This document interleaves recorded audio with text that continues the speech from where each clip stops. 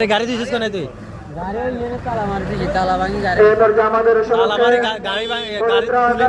তুলে কাটা লাগে এটা কোনো কথা হলো না আমার খেয়াল করে দিবি না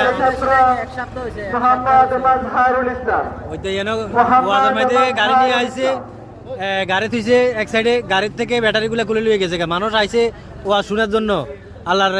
কোরআন হাদিস শোনার জন্য এখানে আই চুরি করে এত ব্যাটারি লিয়ে গেছে গরিব মানুষ এখন একটা বেকাতে বললো না সবাই সাবধানে থাকবেন ওয়াজে যাইলে গাড়িগুলো সাবধানে রাখবেন যখন কেউ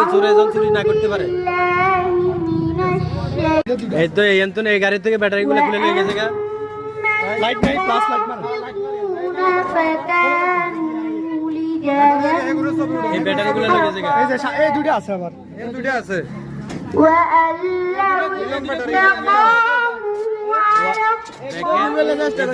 দুটো নিতে পারে নাই দেখেন ওয়াজ হয় মানুষের আল্লাহ রসুলের কথা শোনার জন্য কিন্তু এখানে আয়ে